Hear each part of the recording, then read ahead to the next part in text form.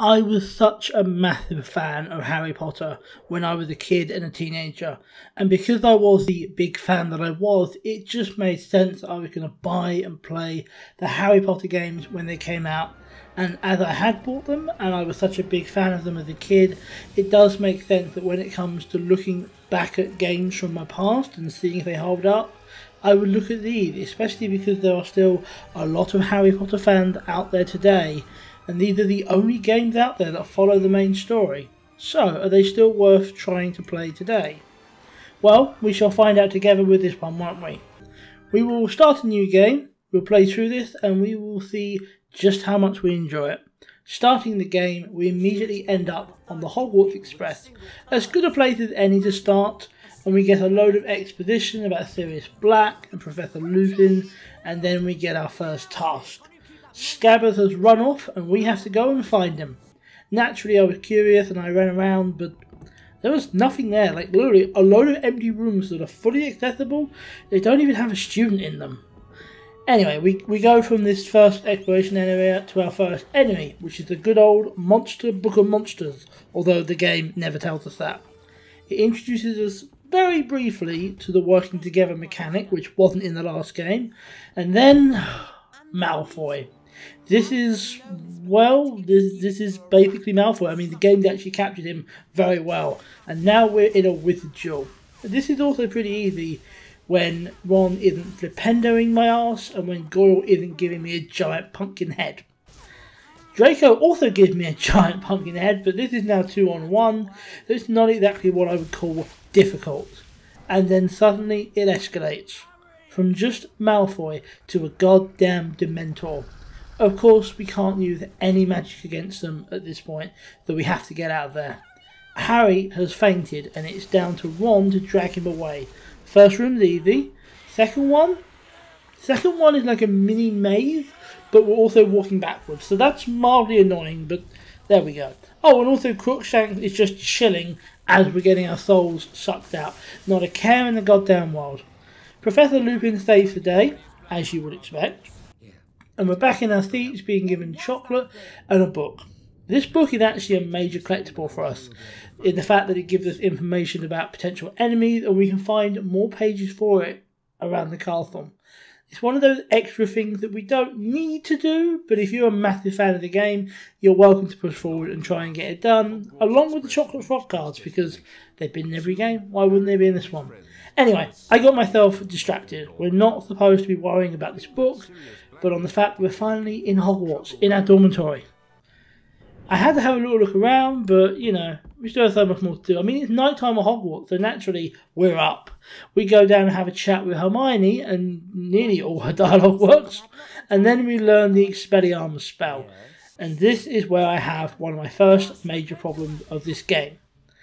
Anyone who knows Harry Potter will know the Expelliarmus spell. Of course they will. But this is where they've gotten it completely wrong. In the practice, Ron uses it to deflect spells. Wait, what? Okay, let's see how it is for us. It's a shield. Expelliarmus is a shield charm. So I know movie tie-ins are not always the most accurate, but Expelliarmus is a disarming spell. It is also the spell that Harry uses more than any other spell in combat. So to take it and make it something completely different, that's just wrong. A shield spell is Protego. So why didn't they just use Protego? Why did they make it Expelliarmus? It doesn't make any sense. Okay, in case you haven't guessed, I have strong opinions about these inaccuracies, but that's not important right now. For now, though, we meet Peeves, and unsurprisingly, he's a dick. Pretty standard.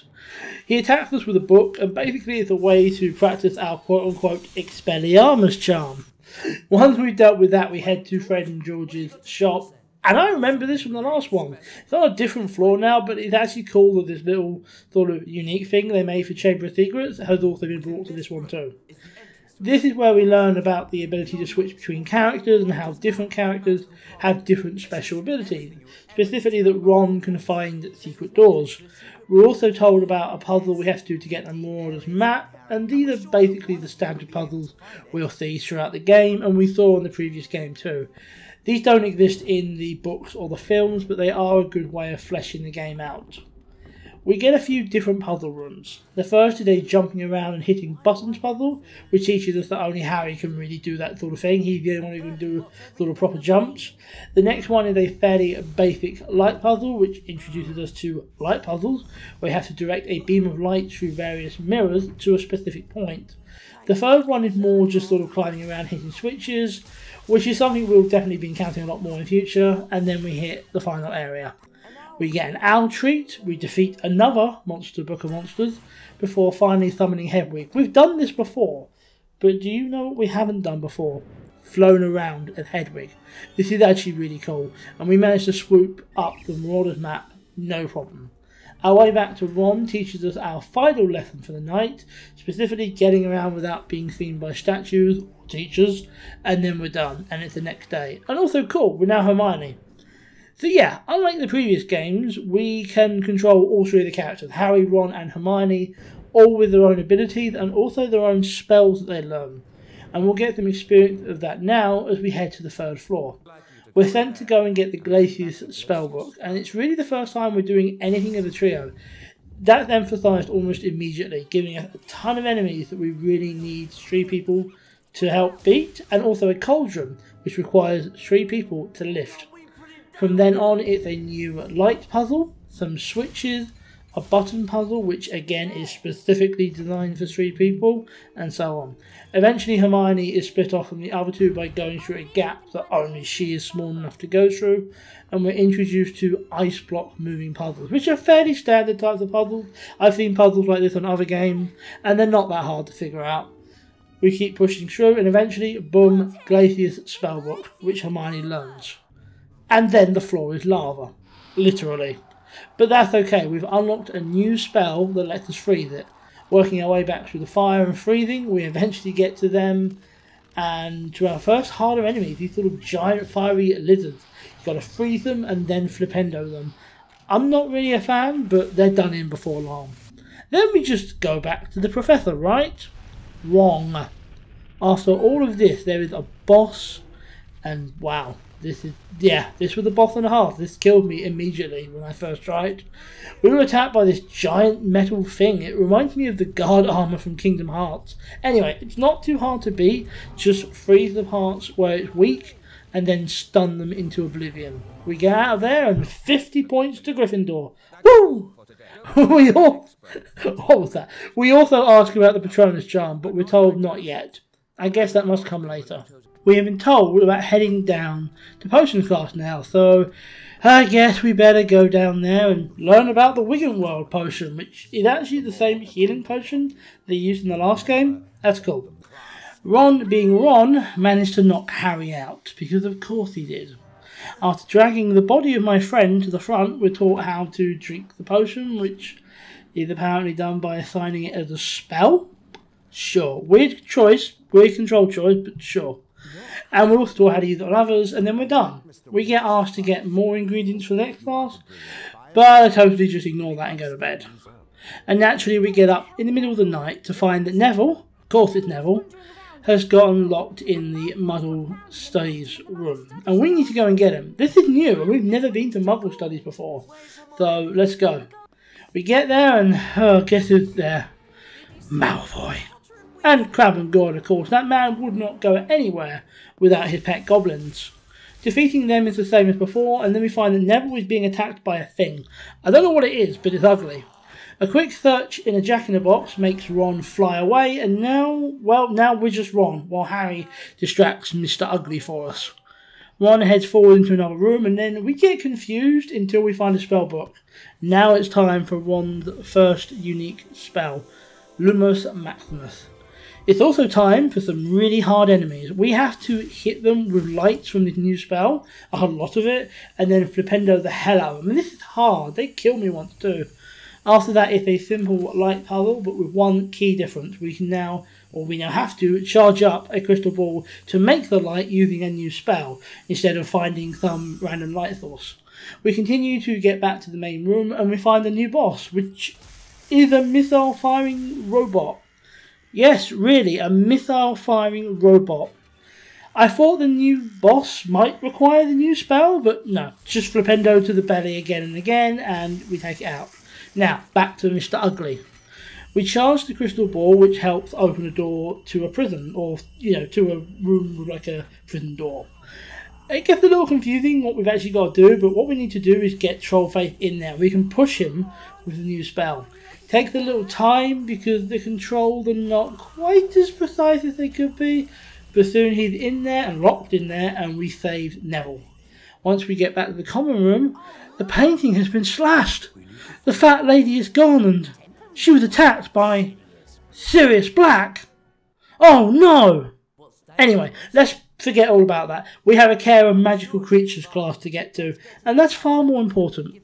Gives us the first chance to head into the Hogwarts grounds, which look both wrong and also rather empty. This is a bit of a disappointment, but oh well, we have a lesson to get to. This is a cool lesson though, because it's Hagrid and Buckbeak, the Hippogriff.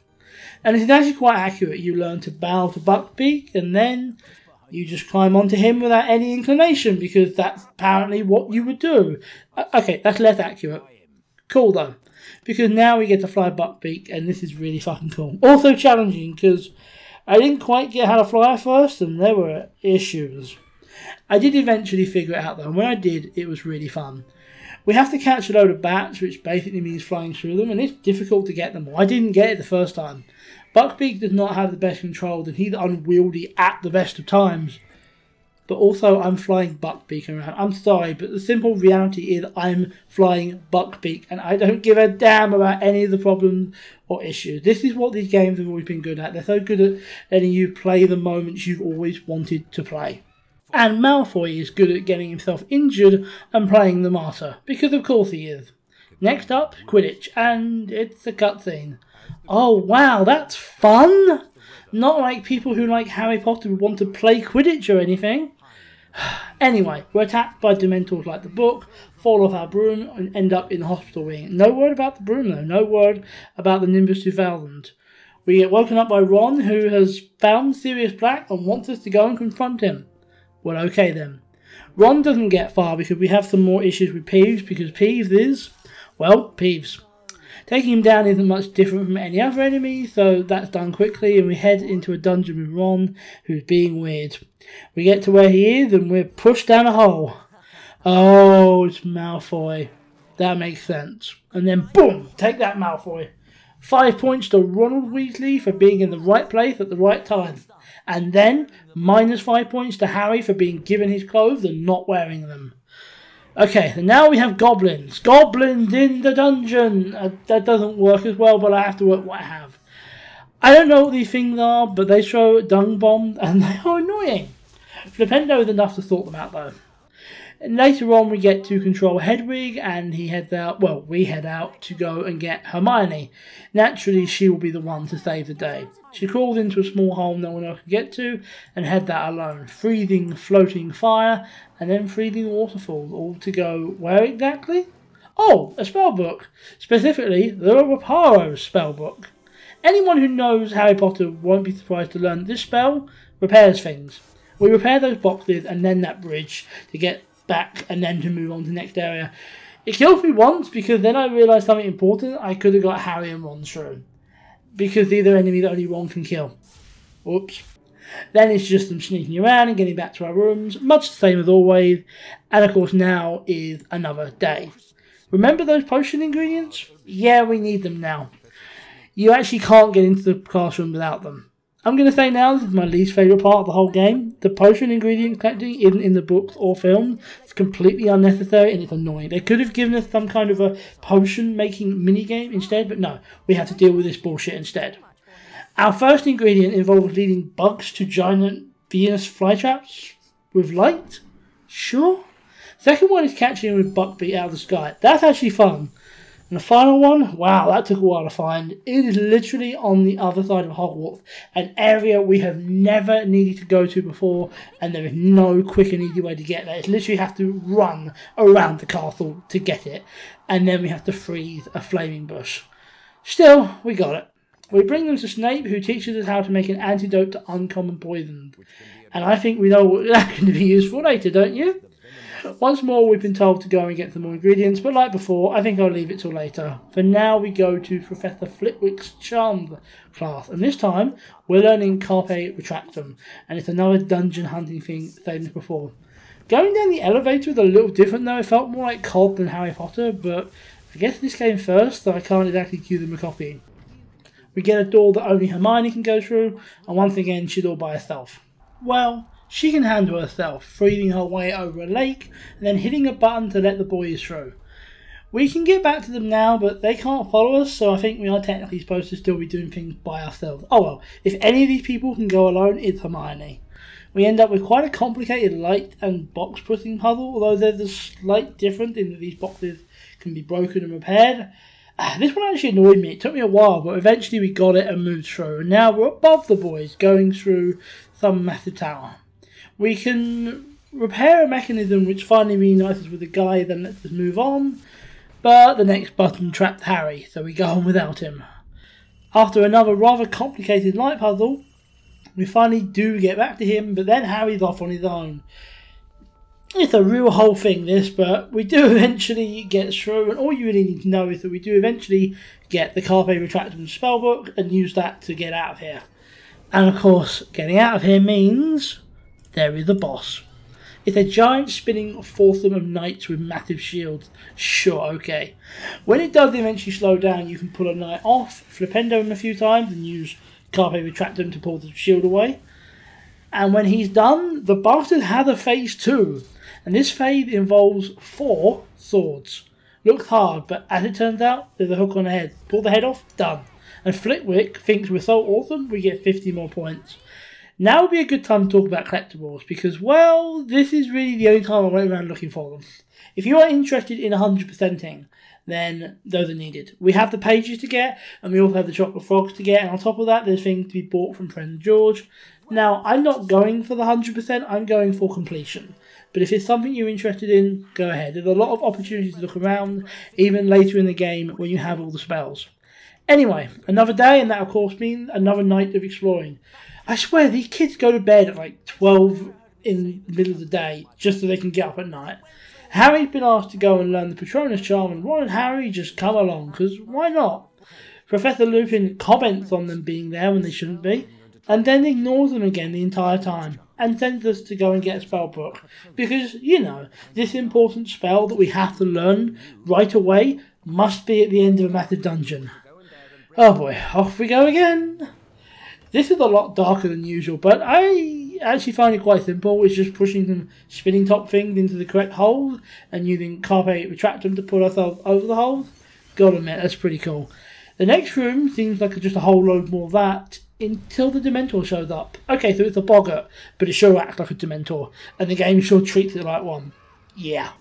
We've got to keep swinging across the platforms to the 4 corners, pushing things into the right holes, and avoiding a fucking Dementor in the process. This is certainly the darkest and most what the fuck the game has been so far, but in terms of difficulty, it's alright. Honestly, it's not that bad. This dungeon takes about a third of the time of the last one, so I'm not complaining. Eventually we do it all, we get through the door, we go through, swing once more, and boom, Patronus charm. Good thing too, because we have our second boggart Dementor to beat. I'm successful with the charm, first try and everything, but we still fall unconscious. We got back and all is okay, and now, as it's the middle of the night, let's go to Hogsmeade.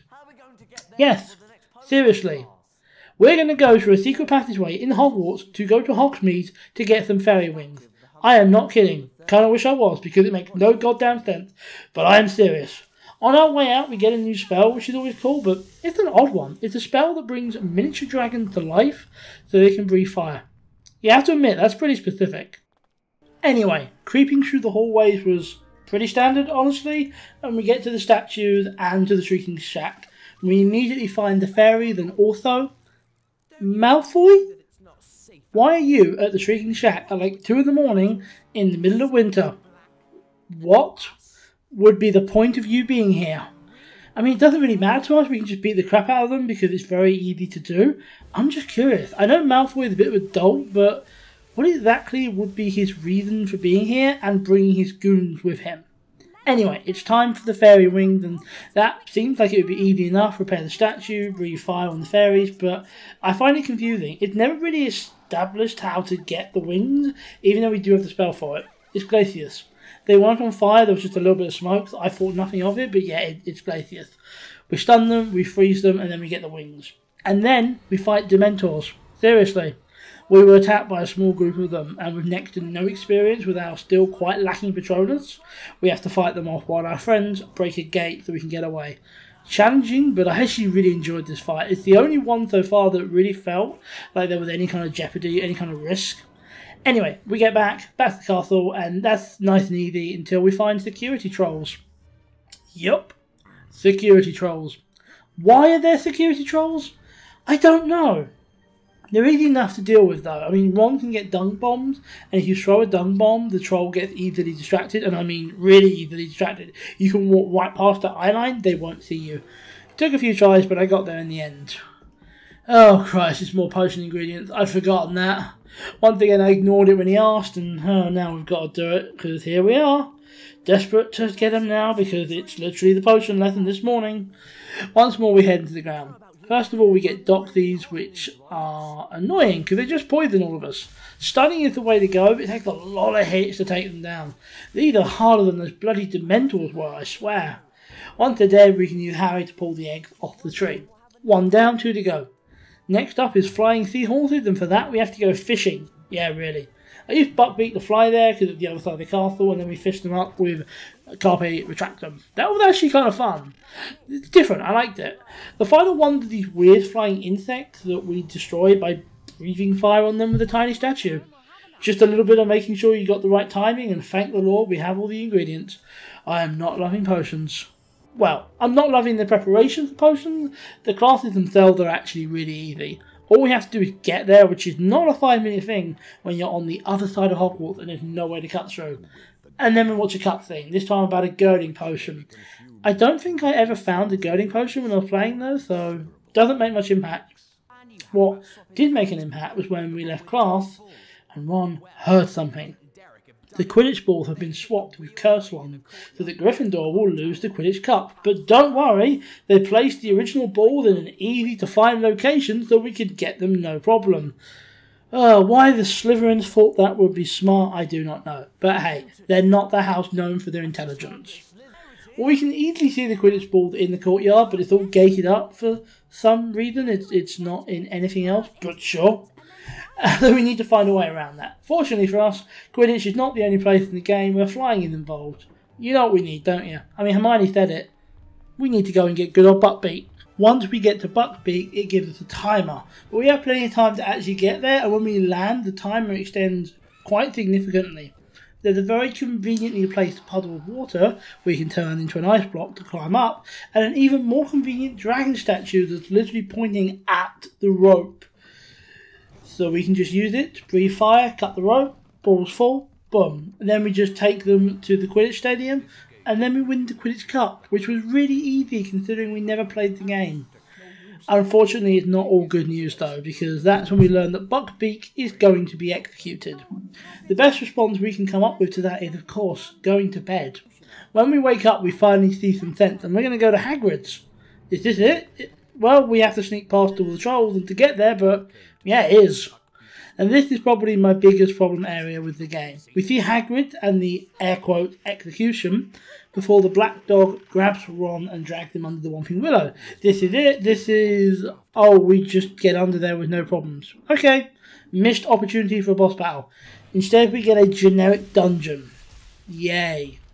And then some generic enemies we've already fought. Yay. This is a bit of a simple test of our abilities, which is fine, I guess.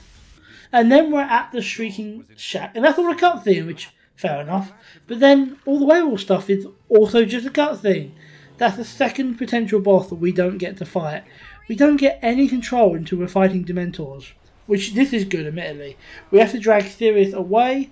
We keep pushing Dementors back until finally we're saved by the stag and transported to the hospital wing. Okay, so far so good. We're told to go back in time with the time turner to save more than one life, and this is all cutscene again. Yes, seriously. We get no control until we can finally use Patronus to save everyone.